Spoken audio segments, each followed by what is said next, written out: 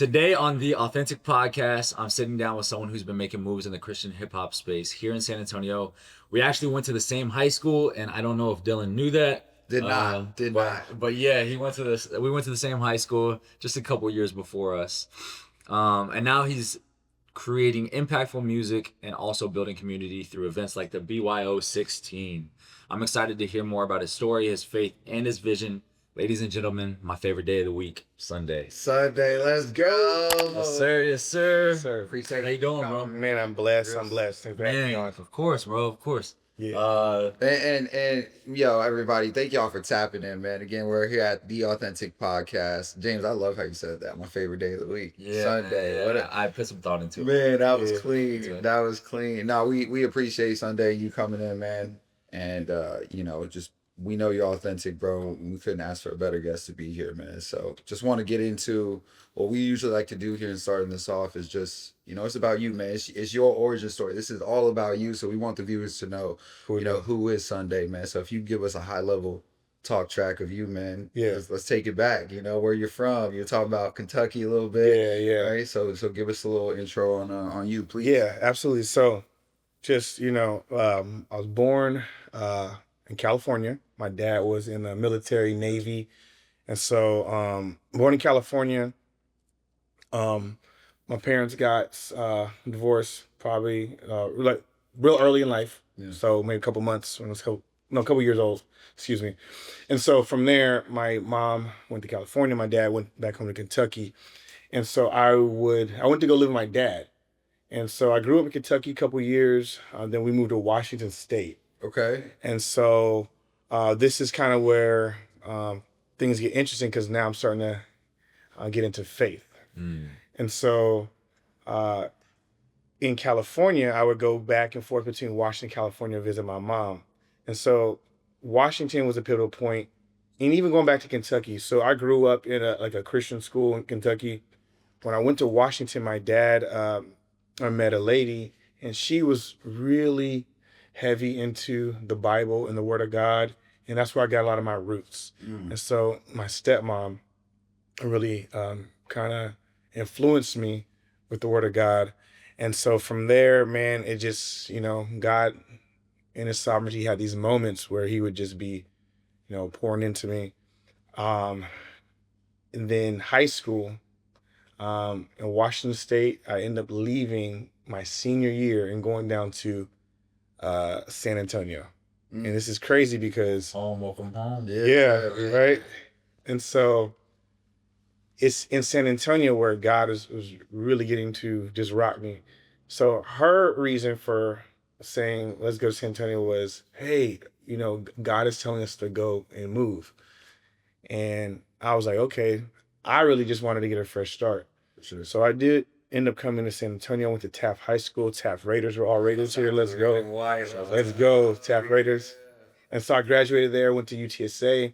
Right before I went to college, I had my encounter with God, got saved, and then I met friends in college. Let's talk about that real quick. How you got saved, man. I definitely want to hear that. What happened? So to make a long story short, my cousin at the time was really a big influential piece. She was going to church and I was just seeing the light of God in her life. And it was very convicting. She would invite me out to church. I think one year I did like a camp, did like a Christian camp. I wasn't saved at the time, but man, God was moving. And I just remember telling her, I said, I think God is calling me. Excuse me. I think God is calling me. And I just remember specifically the weight of knowing that, man, an eternity away from God forever. And having to fathom, like, man, 1,000,000 years. And just that weight of God on my conscience, it just made me surrender, like, dang, like, I want to be on right standings with Him. So I'm like, I think God is calling me. And from that point, I started going to church with her. We ended up going to Cornerstone Church. I met a lot of friends there. And actually, a lot of my leadership came through Cornerstone Church. Pastor John Hagee, had to shout him out. I learned a lot of my leadership through him. Awesome. And so, it's pretty crazy. So, years later, I've always loved music. I'm starting to tap into music a little bit. And then I'm running my cousin um, introduced me to a group called Cross Movement. And so that group had a big impact on me as well. So I'm like, this is crazy. This is Christian, but these guys are spitting Yeah. crazy. Like, what is going on? And so it was crazy to be able to marry the two. So there's faith here, but there's some artists who are really good. So because I'm coming out of the the world where I'm listening to dudes like Eminem and Right. Cannabis, and these guys are very lyrical. I'm like, this is awesome, but they don't got any guys like this in the Christian realm. But Shit. when I heard it the first time, I was just like, yo, what is going on? Yeah. I'm trying to like compute, like, how is it these guys are Christian but still dope? Like, Yeah. and so that was really kind of my start. I started getting into music, and I was with a group called The Watchmen. That was the first group I was a part Love of. it. And so we end up changing it to EZKL, Ezekiel. That's dope. Yeah, and establishing Zealous Kingdom Living. And so my name, SonDaye, actually comes from my great grandfather. His name was Billy SonDaye Odom. How cool. So you remember how I said I lived in Kentucky? Well, during this time in Kentucky, my great grandfather, I would spend time with. He would actually go to church, and I would watch him read his Bible. And because our relationship was so close, um, he really had a big impact on me. So when I started doing music, I'm like, he um, showed me what it was like to walk with God, but also be in relationship. It's because of that I was like, I'm just gonna take his middle name and make it a rap name. Man, that's So lovely. yeah, his legacy just lives through me. Of Yeah. course. Yeah. Shouts out to Grandpa for real. Yeah. Yeah, that's big time, Yeah. man. That's awesome. Man, I think it's super important to know that, like, what year would you say you were saved? Where, I guess, when you found Yeah. God. Late July 2004. Okay. Yeah.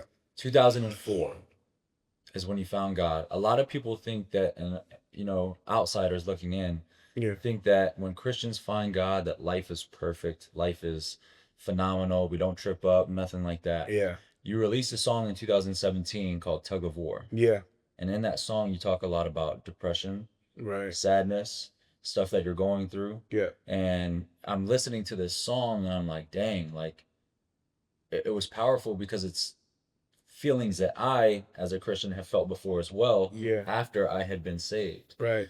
Right. And then your 2013 song, Line in the Sand, you talk about how you were saved in 2018, or not saved, excuse me, but how you kind of changed your life back in 2018. You wanted to wait until you were 22, Yeah. so on and so forth. So Right, right. Can you kind of run us through, like, the Tug of War song and then also the Line in the Sand?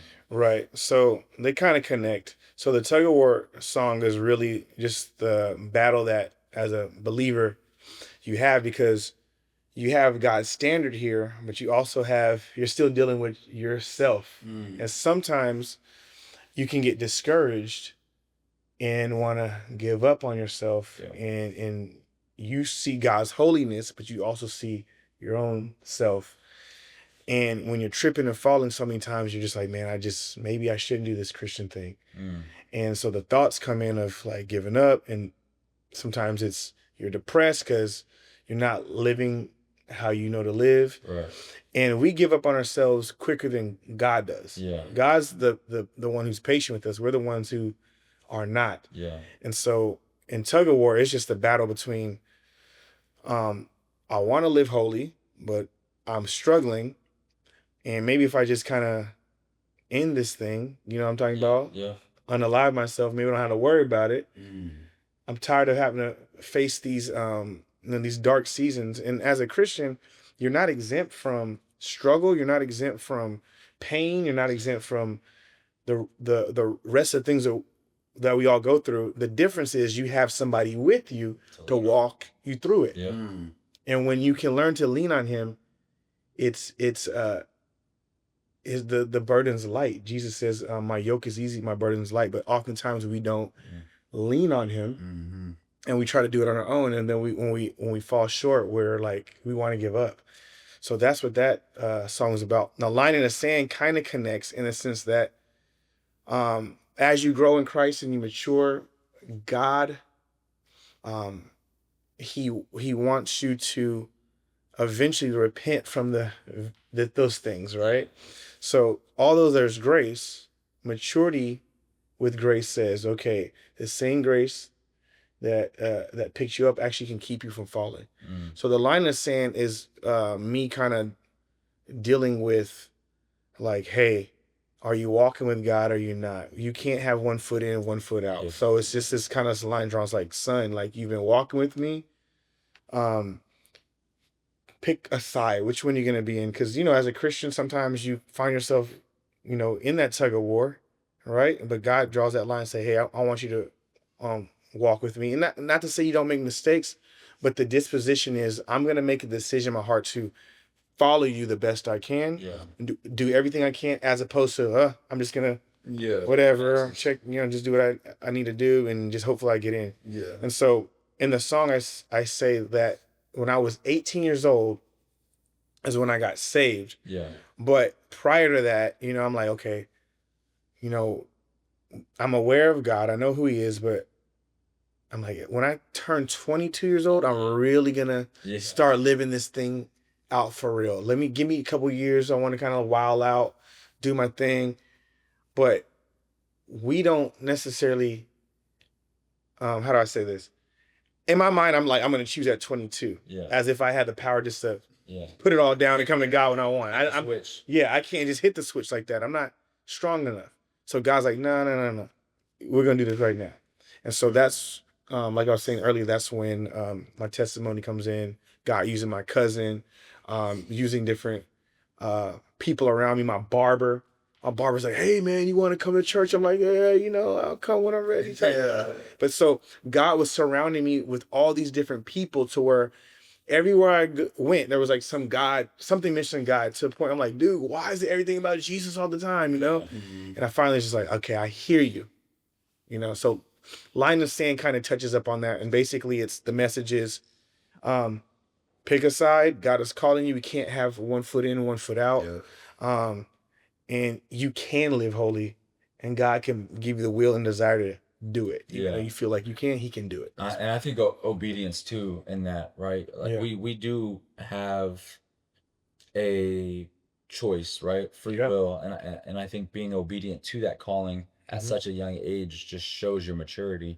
I feel like I had very similar situations where, I met Justin and Jeremy King. I met Mantangi. I was going to Place for Life. I was going to church, but it was that tug of war game that I was constantly playing. Like, dang, I'm falling short. Right. And I'm thinking God's turning his back towards me, but in reality, I'm turning my back towards God. Right. And trying to face this sin on my own and on myself. And like you said, man, leaning on Jesus and kind of relieving that burden and giving it to him, to help you carry it through, would have helped me so much more at a young age, to where I wouldn't have been playing tug of war for so long. So I think, just being obedient when you have that calling, and it's just super important. And viewers, if you need to go tune in and go check out my man's music, because Line in the Sand, I'm telling you right now, once you hear that beat, you're gonna lock in, and then once you hear the lyrics, you're gonna lock in times 10, and then the message behind it times 100. So please go view it. And I do want to mention as well, bro. Rapper Anonymous sounded like a letter to God. Like when I was listening to that, I played it back and back, and I was like, man, it sounds like, and I took the view of like even myself feeling like I was writing a letter after hearing it a couple times. Was that the approach there on that? Can you talk to me a little bit? So that song, Rappers Anonymous, so I'll give you some kind of context. So you ever heard of Alcoholics Anonymous? Artists Anonymous. Where you have like I grew up in those meetings with my parents. Okay. So it's kind of like that. It's kind of this idea. If you watch the video, it's like I'm at a meeting with a counselor, and even the logo is kind of takes the Alcoholics Anonymous and kind of put my own little touch to it. Okay. So the idea with that song is, rap at one point became like an idol. It became like something that I want so much, almost like an addiction. So when I'm rapping the song, it's this this wanting to be validated by people, jealous of people, and I'm just like, man, I need to get some help. I need to meet with somebody and get these feelings out, and so in the part of the song, um, it talks about um, wanting acknowledgement from people. Then you kind of see the tone switch to where it's like, God, I'm coming back to you. So I'm coming back to my senses, and not wanting this music thing to be an idol, and I need to kind of get some help, purge this thing out to where it's not on a pedestal in a place of God. So that's what the song's out. It's like this confession of Lord, like, when you go, you ever seen those movies, Alcohol Anonymous, are like, hey, my name is such and such. Like, hi, Jeff, I got a problem. Yeah. So this is my problem. My name is James and I'm an alcoholic. Yeah. Hi, James. I'm SonDaye. I'm a rapaholic. I love music so much. Sometimes I put it above God. Sometimes it's what I crave even more than Him. Yeah. And I cannot replace my relationship with God with this music. So I'm laying it down. Love that. Yeah. So that's what that song is basically about. That Rappers Anonymous, Line in the Sand, and then another one that I've been listening to a lot lately is Red Letters. And I think you performed that one at Jeremy's concert. Did you? I At the Paper Tiger? Oh no, that one I didn't get to perform. You didn't? No. Okay. What was the one you it wasn't one of the ones I mentioned, but you performed one with a skateboard. Oh yeah, so that is a part of it's called Board and Bars. Yeah. And you released that on Instagram, right? I did. Okay, so we're gonna tag your Instagram so that people can check that out. But yeah, the way you put that, how the board had like the mustache and the glasses, and then you took it off, and then you're on it as you're spitting the verse, and like the whole thing was just. It felt like I was watching it. He was writing it while he was on stage, like on the board. And, it was fire. Yeah, and it was just the way you put that together was outside of the box. Appreciate that. And of course the song was super lyrical too. But yeah, we'll put that video from Instagram up here so that you guys can check it out. Yeah, so that's gonna actually be like a series. Okay. So that was like one of one, but that so like at the concert when it has like the board with the mustache. Yeah. So the idea is that the board is personified. So I have like these little stickers, right? I haven't released them yet. It's some merch stuff, but basically it's like me and the board. It's like we have like a relationship. Yeah. Where I go, you go. But the idea is like we're partners in this thing. Let's rap. It's a therapy for me. So I get on my board. So I like the longboard. So I like to skate and just kind of cruise. But I was like, man, I like to rap too. How can I marry the two? So. That's actually going to be a part of a series. So there's more of those. And the video is super dope that you posted on Instagram because you get it out of the trunk, you put it down, you just start skating and rapping, bro. And it's so smooth. Of course, the bars are easy to listen to, but just something is very captivating about it. Man, watching someone skate, in their moment, but also spit and it be good music. It's like, okay, let me watch this again. Let me try and hear what he didn't or what he said, but I might have missed something. Like it was captivating, bro. Appreciate that. James was sending me a couple of videos throughout this week of the ciphers, man. And I got hyped when I saw it, and I was like, James, are they like live recording? And because in the background you could see all the cuts. Is that what y'all do? Like, are y'all literally live recording? So the cipher is super crazy. Shout out to Rap Society. Yes. So the idea with the cipher is that a bunch of MCs jump on one track, and the goal is obviously to display skill, but you have to go the whole time and with your 16 and try not to mess up. Yeah, that's where and they only have challenge. So long to learn it. Yeah, so that's the crazy part. So a lot of guys, they'll get the beat and they'll write, and then they will show up that day and you got to perform it. That's called Bring Your Own 16. Yeah. And through that particular cipher, we've actually met so many different artists in the city. So all of us did this thing called Flavor Fest. So Mr. Johnson, Jarrell, Jeremy King. Shout out to all of these people, by the way, that we want on this podcast. Yeah. So, keep going. Dom, Jarrell. I think it was like 2 years ago. we all went to Houston for this thing called Flavor Fest, and they had a city cipher. So we did our thing.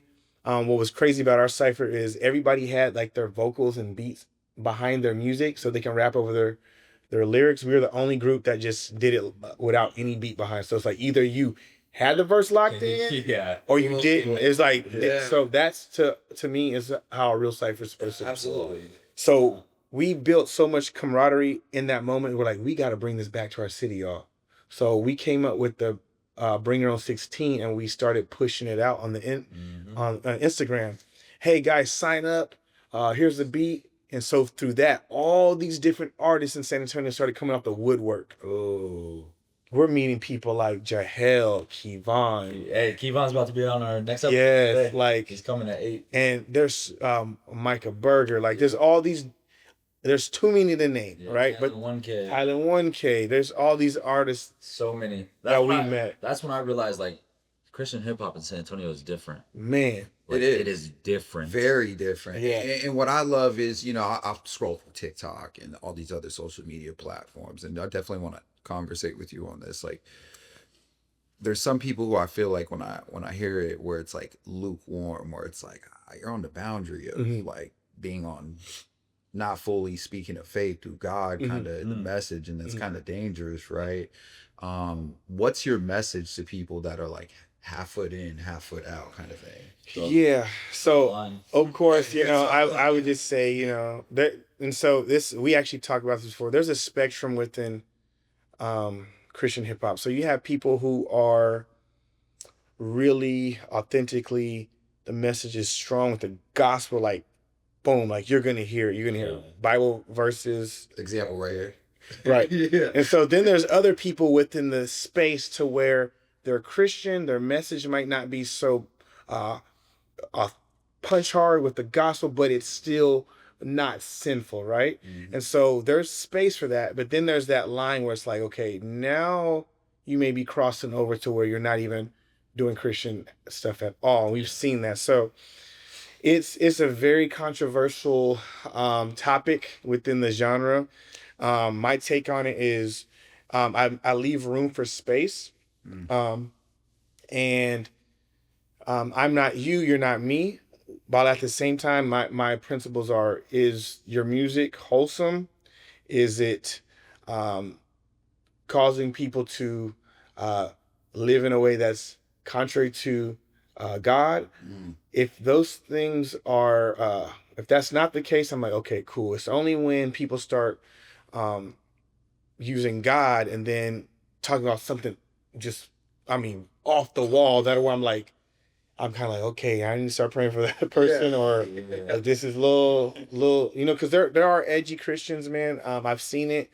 I try to be gracious while at the same time, there is a thin line that you can cross when you start, cussing and talking about like debauchery and stuff like that. And this is like, okay, you need some people in your space to kind of like, that are not yes men, and like tell you like, hey man, like Exactly. so. That hopefully that answered that question. Yeah, it did. It did. Look at this video, man. I don't have to play the whole thing, and I'll make sure I send it to our guy Eric to put it on the screen. We'll put it right here. But yeah. Onyx, Kevon, Mantangi, Dom, Jeremy King was here, Jael, Paulito was here. Lito. That's fire, man. You were spitting. Man. You said something about Eddie Brock on that. I was like, my man with the Marvel. No, I think that was Mantangi. That was Was it Mine was a Ghost Rider reference. Okay. Yeah. So that's one of my favorite verses. That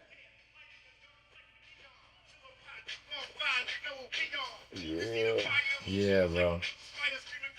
And so these events, by the way, shout out to Big Bro Mantangi, man, for volunteering me to I think I created, this was the first BYO 16 at what is that called? The Rev. Called? Well, that one's at the Rev. Was this at Rev? Yeah, that was at the Rev. But the one you're talking about was at At the coffee spot yes, right here. can't remember the name of it, but yes. Talking about behind the Ambassador Coffee. Ambassador. Yes, Coffee, and yeah. and I created a sign up genius for that. Yes. Remember? Shout out, bro. Yeah. We still use it to this day. There we go. I remember Use it to this I day. created a sign up genius, and I was like, man, just being in the room, and at that point in my life, in my faith, I had just been baptized, and the next step in my faith, my personal journey, was to stop listening to secular hip hop, which is something that was harder for me than to quit drinking alcohol. Yeah. It was very hard. Yeah. And now all I listen to is Christian hip hop, and it was an event like this that made me find an Earl Onyx or a Kevon or a SonDaye. Yeah. You know, my little brother Jeremy King, Big Bro Mantangi, and Dom together with Die Empty. Yeah. Like that's when I was like, holy cow! Like Yeah. I don't want to listen to secular hip hop anymore. Right. You know, this is what I want to listen to. Yeah. And now, you know, and these guys know it after all the other interviews, but I'll be driving in my car. My wife's music will connect or something will come on. And they'll be like, hey, can you turn that off? We want to listen to Uncle Jeremy, or we want to listen to TJ, or like now my kids are listening to Christian hip hop, and that's what they want to listen to. So, yeah, events like this literally change lives, bro. Yeah. Absolutely. It's crazy. And that's what we wanted, like to have the network in San Antonio. Yeah. Just really thrive. And what's crazy with Rap Society is that when we talk about this all the time, with Rap Society, the idea is we want to network with artists, but we're pushing other artists. So not one person in the network is like, hey, I'm trying to get the shine. I'm trying to get the shine. Yeah. You got something going on, I'm trying to push you. I'm trying to push you. I'm trying to get you out there. Yeah.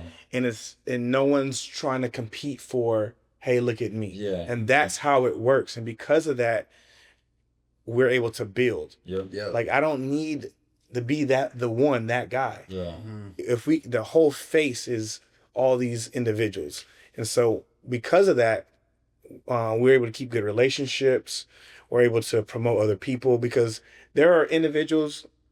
I love music. I love Christian hip hop. I love reaching out to people. There's people I cannot reach. You can reach. Yeah. So I'm a pour in to and help a German King and serve Yahweh. I want to. Hey, how can I help you be the best you can be? Yeah. So that you can reach the people God's called you to reach. Yeah. That's big. So that's just how we roll. So we have our group chat, right?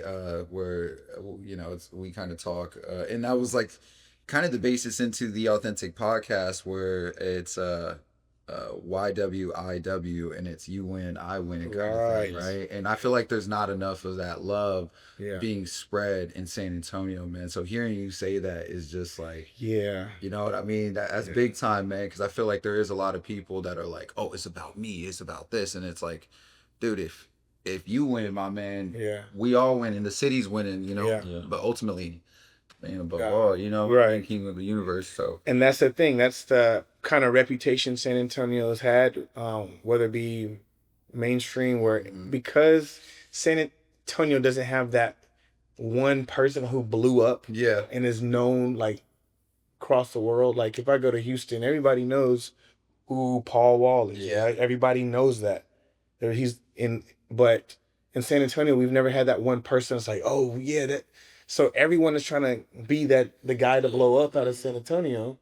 And so what Rap Society is doing a little different is that we're trying to just be one united front and make the network so tight knit that it's like you said, if you win, we win. So there's a lot of guys behind the scenes pushing other artists and providing platforms for these newer artists to come in, even discipling. And helping them so they can be effective in their space. So When James sent me the lineup of like everybody within Rap Society, I'm like, bro, this is a monster team, man. Like this is like a dream team right here for San I'm telling you, man. When I started listening, and then I got to hear in depth at that Paper Tiger concert that Jeremy did. I got to hear in depth. You know, you. Mr. Johnson, who, you know, I personally love his music a lot. And then Kevon and Earl Onyx were two other guys, younger guys, that I was like, man, like, bro, I need to get on Apple Music and find their music right now. But my next question is, what are your biggest influences, not only in music but also in faith? And then is there anyone in that I guess would surprise people? So influences. So of course, I got my roots with Pastor John Hagee. Um, Influences. I really look to people who are in kind of like the evangelist stream. So like people like Ray Comfort. There's a guy, his name is Cliff. I can't remember his name, but he does like a lot of YouTube videos. He goes to like Universal. Yeah, Cliff King, no, not Kingsbury. That's a coach. Cliff Connectal. Yes. Yeah, So, him and his son. yes. Yeah. So I like watching that because my roots come from street evangelism. Yeah. So That's so that when I'm on YouTube, those are the people I'm looking at. Yeah. How to defend the faith. So that's where a lot of my influences come from. Right now, who I would say is a big influence that I like looking at is Philip. Is it Philip Mitch? Philip Mitchell. Yeah. Yeah. I just like his kind of just straightforwardness with the gospel. Yeah. I think is needed in this time, and so those are the artists. I'm not art. Yeah. Those are the Influences that I look at. Whenever I doom scroll, my doom scroll is, thank God it's Pastor Philip. What is it? Philip is it Mitchell? Is it? I think Philip Mitchell. Yeah, I think that's his name. Anyways, I go on his Instagram. Yeah. And to his church videos in Atlanta. Yeah. And I will just scroll those reels. Yeah. So like, I don't know, his passion, the way that he speaks to his audience. Yeah.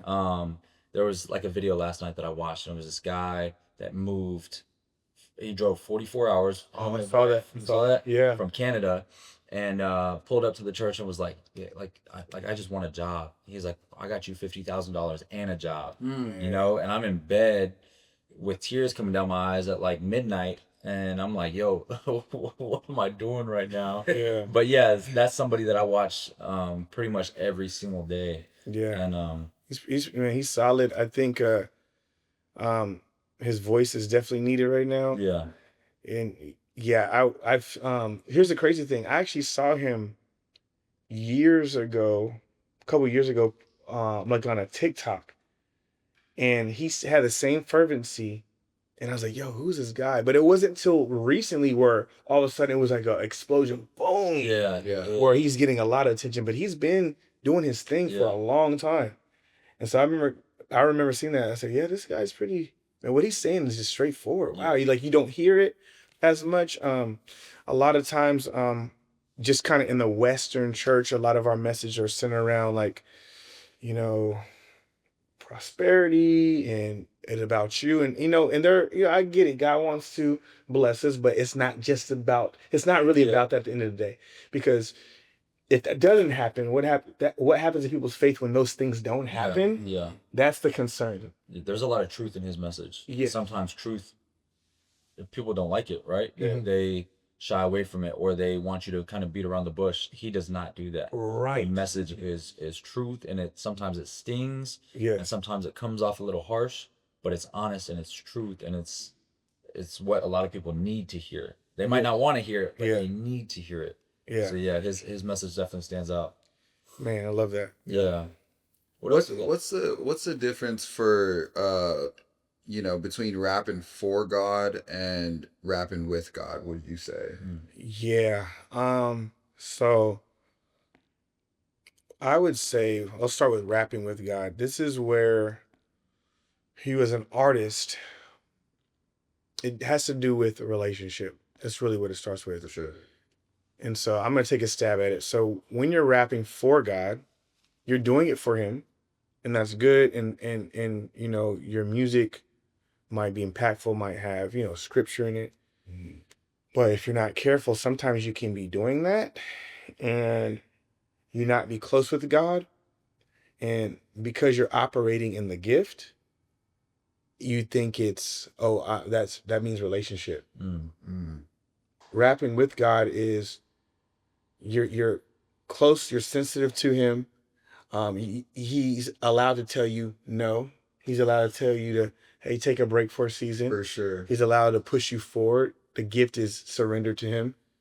And so That's what I would say is the difference, if there's any, because I think you can rap for God, but you should be rapping with him as well. Yeah, Like for sure. there's that dynamic. So for me, it just deals with relationship, because there are seasons where God's like, hey, I need you to surrender this thing, kind of like Abraham has to go sacrifice his son, the thing he loves. Yeah. I need you to sacrifice this thing. I want to see if you really love me. And if you're rapping with God, you're like, okay, God, I'm cool with that. Yeah. I've walked through seasons like that. It's scary because you're like, what if it never? That's Like, deep. it's whatever. Yeah. That's big. When That's big. we were talking about when I was a teacher, Yeah. and one of my fears with becoming a teacher was I would have to take music and I would have to put it on the back burner. So I knew that if I taught, all my time's going to go to grading papers, tests, all this stuff. And my worst nightmare came true. When I became a teacher, all that stuff had to take a back seat because I'm married at this point. Mm-hmm. Now I gotta work. Yeah. You know, I had been single prior to that. I can do a part-time job. Yeah. Now it's like, okay, you got a family to take care of. Now you got to walk Mm-hmm. with your spouse. You got to provide, right? So music took a back burner. It was the scariest thing. But because I'm rapping with God, like that shift, it was hard, but I allowed it to happen. Yeah. And I understood, okay, maybe this is for a season. Okay, God, if you take it away, I'm cool with it. If not, whatever you want to do. And it got to a point where I eventually was like, okay, it's cool. It's not my identity anymore. Yeah. That's the thing. I love music. It's a gift God gave me, but my identity is not Right.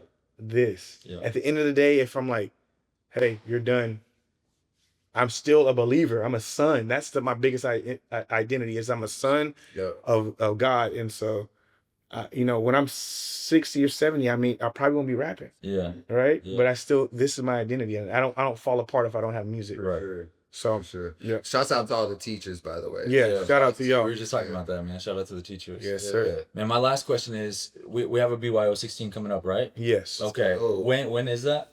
So that's tonight. That's tonight. Yes, that is Okay. actually tonight, August 2nd. Okay. So this will definitely air after that. Yeah. But It I'm would gonna be put, the next one real quick. My bad, James. do you have one planned? Not yet. Okay. But yeah, we don't have it yet. So I would say follow SonDaye on Instagram. We'll put his Instagram up here. So click on that, follow SonDaye so you can follow along with the BYO 16s. Yeah, I really want y'all to see that and be a part of that because honestly, it's for some it's even life changing. Who are some of the artists that you got on there?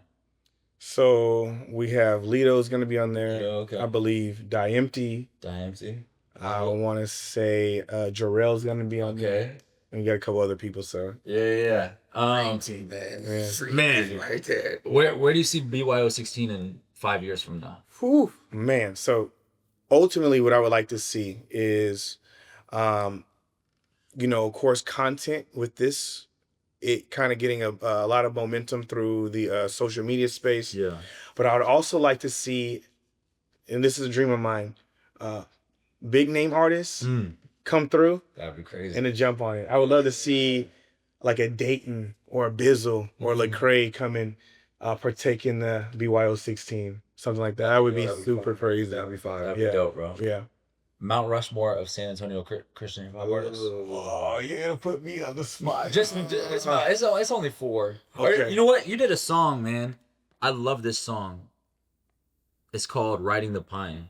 Oh yeah. I just played it for Dylan. And Yeah. it's funny because Dylan was a 4-year starter on varsity, Yeah. right? And I'm freshman 18, my freshman year. I Yeah. think sophomore year I'm probably on the freshman team still. Yeah. No, I'm just kidding. But that song, man, is so funny because like I'm riding around and just listening to it. It's just funny. It was so different. That's a Yeah. real story. Yeah. Okay, y'all want to hear the story? Yeah. All right. So we all went to Taft High School. Yeah. I played basketball. I showed up my senior Coach O. Shout out to Coach O. So one day, so we're playing a game. I forget who we're playing against, and they say, everybody calls me Dewan. So my name's Dewan, right? And so we're on the bench, and Coach O goes, 1, One. He calls the play one. I thought he said the one. So I'm like getting off the bench, about to take the jersey off, going to the game. Let's go. He's ready. He's like, what are you doing? I thought you said the one. He said, I said one. Go sit down. And the whole bench was crazy. That is wild, bro. Laughing, man. So I showed up my senior year. All the players already had their positions. I'm kind of like the new kid on the team.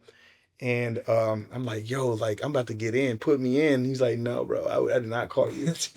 That was like, it was the funniest thing. It was the funniest thing. Y'all had a squad too, man. Y'all Man, had a squad. had a squad, bro. Eric Nuncio, shout out to him. He has a Lion Life. He's doing his thing with that. He's been doing it for years. Of course, Corey Harbert. I still got a relationship with him today. Many others. And so, yeah. That's awesome. Yeah. One game still, the 2 screens, and then that will guard go off. Man. Yeah, bringing back memories. Time out. So starting 5 Christian hip hop artists. Yeah. Okay, starting 5. Okay. And riding the pine is okay. That's the moral of this. If you're on the bench, that's all right. Yes. You're So still starting on the 5. team. Jarrell. Okay. I'm gonna go with. Man, this is tough. Evan Toombs. Yeah, that's my guy. Evan Toombs that's a person I'm really very, very influenced by. Mm-hmm. Dre LOC. I have not. Okay, heard that. Dre LOC is the OG Okay. of Christian hip hop in San Antonio. I gotta look him up. Gotta look him up. He's the OG. Okay. Oh gosh, the other 2. Let me see. Sheesh. I'm just gonna go with. Oh, this is tough. Okay, I'm gonna make it easy. I mean, oh gosh. So Jarrell C, Evan Toombs. I don't want anybody to feel offended. No. Okay, all right. Right, I'm gonna say. Oh, I guess it's so hard. I'm gonna say Thailand 1K. Okay. Only because Tyler right now is with the newer generation. Yeah. He's actually moving. He's consistent. Yeah. And then, gosh, oh, there's only one spot, huh? And these aren't in order, viewers. Like, Yeah, it's these aren't not in order. I'm just gonna. I'll go with myself. Okay. I like it. I love it. I love it. I love it. There it is. Absolutely. I love it. Absolutely, man. We do got one segment called Shoot the Shot. Okay. So we'll basically move everything right here, and we're gonna ask a couple interview questions. I want to say 5 or 6. Okay. Where you answer off the top as fast as you can. Okay. While you're shooting the basket. Okay. And we're getting the rebound for you. Okay. It's only 5 or 6 questions. 5 questions. And yeah, you ready for it? Yes, sir. All right, Let's get it. Yeah. Here we are. Shoot the shot. Yes, sir. All right. First question. What is more pressure? Dropping a verse at BYO 16 or teaching a classroom full of teens? Woo! I would definitely say dropping the verse at BYO 16. Okay. Next word. Sweet 16 cipher or BET cipher? Sweet 16 cipher. Yeah, all day. Yeah. All right, next one. You get a feature spot on Lecrae's farewell album. Oh. What song topic are you choosing? Repeat the question one more time. You get a feature spot on Lecrae's farewell album. What would the topic be of the song that you choose? It would be talking about moving in the industry without compromising. Okay. One city that's next up for Christian rap, but no one's watching it yet. Dallas. If you could collab with any Christian artist, dead or alive, who's on that track? Oh my gosh, let's go with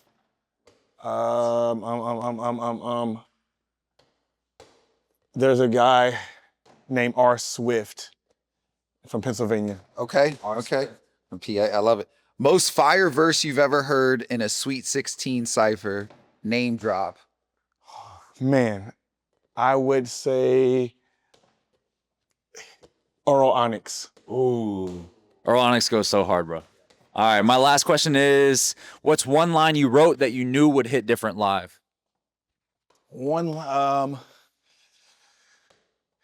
What just your favorite line? it's from Line in the Sand. It goes I try to think at the same time. Oh my gosh, I'm drawing a blank. It goes, way out of pocket I know. God got a hold of my soul. Now I'm on go. Power level like 100,000 because I walk with the ghost. Oh, fine. Yo, this is hard shoot. What is going on? I'm trying right. to get a bucket. Next up. I need one bucket. Your mic breaks mid-set. The beat cuts out. What do you say to keep the crowd locked in? So I would spit a acapella 16 right there off the spot. Acapella 16. There it is, man. Ladies and gentlemen. Yo, I am Shoot the trash. Gosh, Lee, how many bricks is this like rings or something? What the? Oh my. yeah. Yo, I shot about 50 bricks. Hold on, let me get one. This is, hold up. What is going on? Okay, who is the best shooter that's been? Thank you. You know who was pretty good? Trent Miller. Like 25. Yeah, he made 25 shots? he was on it. Bro. Man, ladies and gentlemen, thank y'all for watching so much. This is our boy SonDaye, man. Where can they find you? Yes. You can find me SonDaye_LZM. So SonDaye_LZM. I gotta get this real quick, man. Yeah. Oh my God. He's got new music coming out with Serve Yahweh and our boy Lito. So yeah, make sure y'all stay tuned.